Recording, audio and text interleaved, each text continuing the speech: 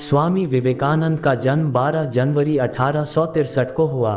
उनका घर का नाम नरेंद्र दत्त था।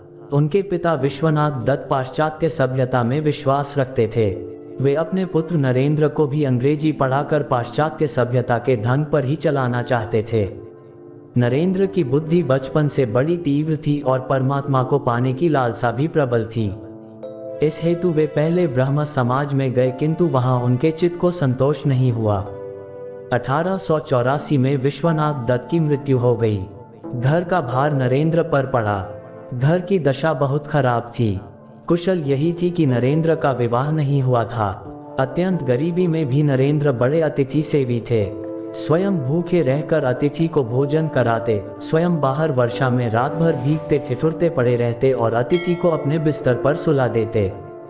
रामकृष्ण परमहंस की प्रशंसा सुनकर नरेंद्र उनके पास पहले तो तर्क करने के विचार से ही गए थे, किंतु परमहंस जी ने देखते ही पहचान लिया कि ये तो वही शिष्य है जिसका उन्हें कई दिनों से इंतजार है। परमहंस जी की कृपा से इनको आत्म साक्षात्कार हुआ। फलस्वरूप नरेंद्र परमहंस जी के शिष्यों में प्रमुख हो गए। संन्यास लेने के बाद इनका नाम विवेकानंद हुआ। स्वामी विवेकानंद अपना जीवन अपने गुरुदेव स्वामी रामकृष्ण परमहंस को समर्पित कर चुके थे। गुरुदेव के शरीर त्याग के दिनों में अपने घर और कुटुंब की नाजुक हालत की परवाह किए बिना, स्वयं के भोजन की परवाह किए बिना गुरु सेवा में सतत हाजिर रहे। गुरुदेव का शरीर अत्यंत रुग्ण हो गया था।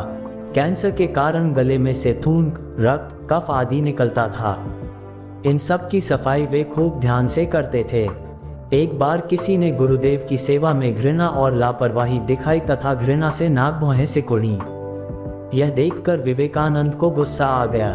उस गुरु भाई को पाठ पढ़ाते हुए और गुरुदेव की प्रत्येक वस्तु के प्रति प्रेम दर्शाते हुए उनके बिस्तर के पास रक्त, कफ आदि से भरी थूकदानी उठाकर पूरी पी गए। गुरु के प्रति ऐसी अनन्य भक्ति और निष्ठा के प्रताप से ही वे अपने गुरु के शरीर और उनके दिव्यतम आदर्शों की उत्तम सेवा कर सके। गुरुदेव को वे समझ सके, स्वयं के अस्तित्व को गुरुदेव के स्वरूप में विलीन कर सके।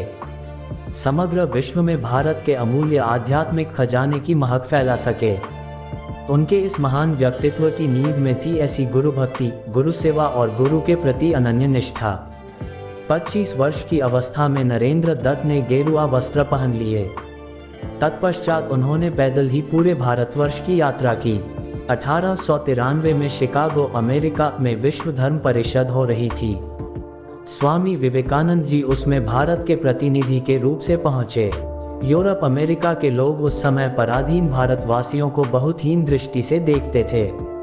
वहां लोगों ने बहुत प्रयत्न किया कि स्वामी विवेकानंद को सर्वधर्म परिषद में बोलने का समय ही न मिले। एक अमेरिकन प्रोफेसर के प्रयास से उन्हें थोड़ा समय मिला, किंतु उनके विचार सुनकर सभी विद्वान चकित हो गए। फिर तो अमेरिका में उनका बहुत स्वागत हुआ। वहां इनके भक्तों का एक बड़ा समुदाय हो गया। 3 वर्ष तक वे अमेरिका रहे और वहां के लोगों को भारतीय तत्व ज्ञान की अद्भुत ज्योति प्रदान करते रहे। अध्यात्म विद्या और भारतीय दर्शन के बिना विश्व अनाथ हो जाएगा, यह स्वामी विवेकानंद जी का दृढ़ विश्वास था।